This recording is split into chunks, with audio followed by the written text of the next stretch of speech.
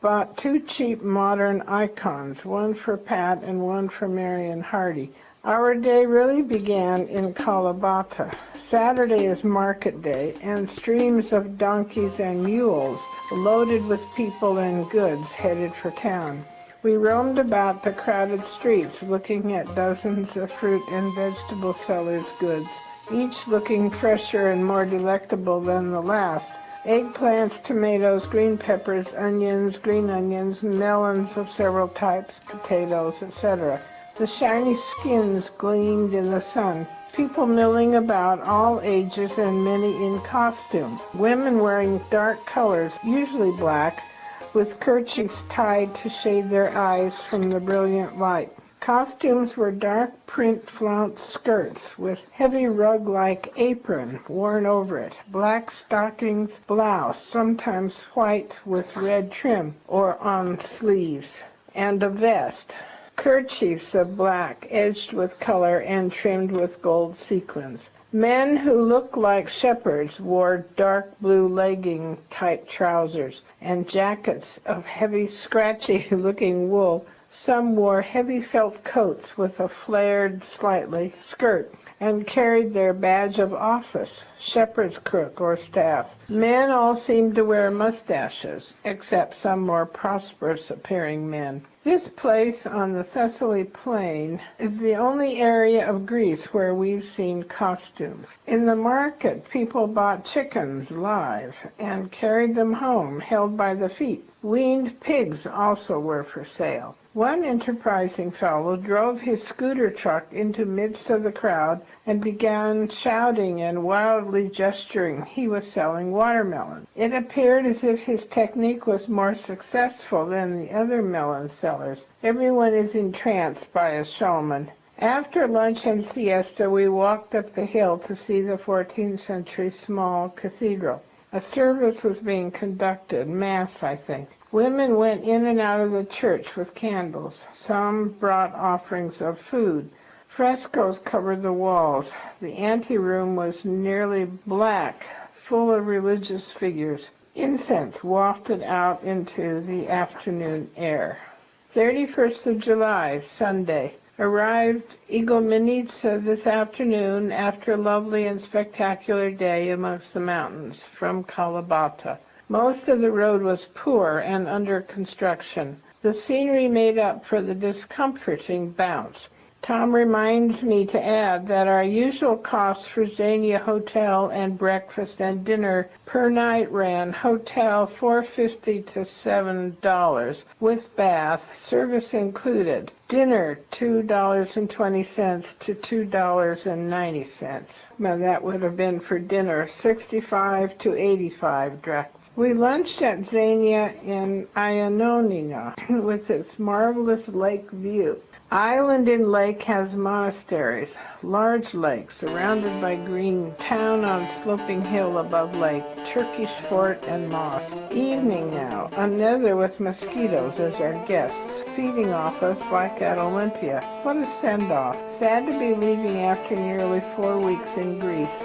But we've left so many places unvisited so that our return will be mucho pronto. Across the bay of Igoumenitsa comes the strains of music from an outdoor cafe, a typically Greek number. Swam in the bay before dinner, warm water mostly. Out a few yards, where water was deeper, our legs met cold currents, refreshing us after our dusty hot day. The car ferry to Brindisi leaves at 6:30 tomorrow morning, so we must arise before 5. Monday, the 1st of August, 9:20.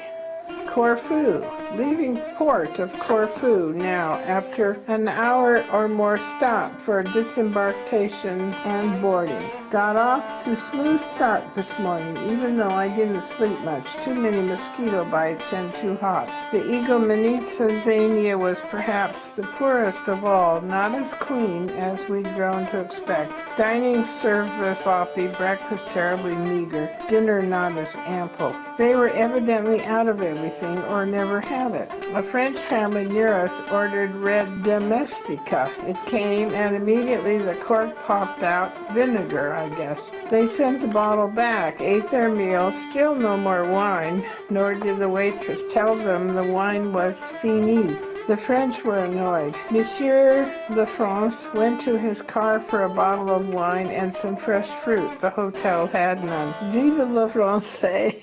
But we're on our way to Italy, sitting on upper deck in shade with swimming pool below us, full of splashing swimmers.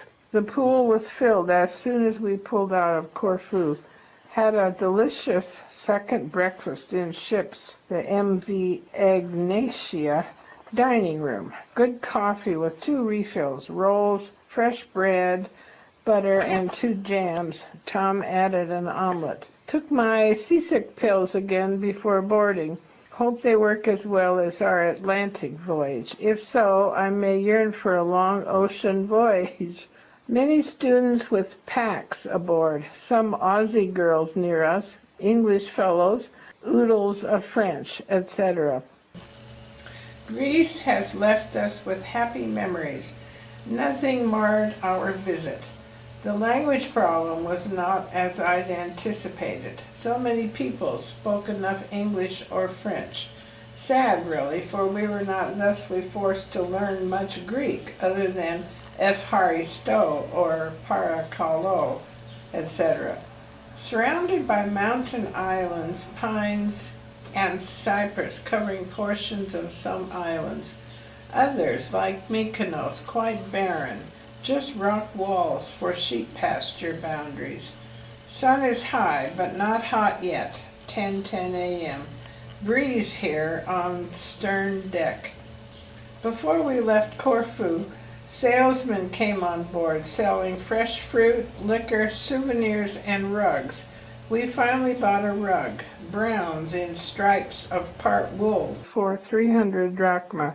He wanted 350 at first, but we remained strong, and just before he had to leave the boat, he tossed the rug at us and agreed to 300.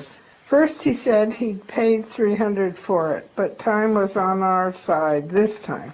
Tom may put the rug in his office, or we'll save it for our house. 3:30 p.m. Lunched here on deck on hot cheese pies, beer, tarts, coffee, ice cream. Used remainder of our drachma on bottle of Hague Scotch and 5 rolls of Kodachrome 2 36 exposure film in duty-free shop. Film cost 135 drachma each, $4.50, including processing. Due to arrive Brindisi in 45 minutes. Can see Italian coast now. 11:45 p.m. Taranto, Italy. Staying with view of the bay at a Michelin hotel, the Miramare, at $4. Dined at a 1-star restaurant, Pesce Frito, on fish. Tom had tortelloni for first course. I had spaghetti with mustard.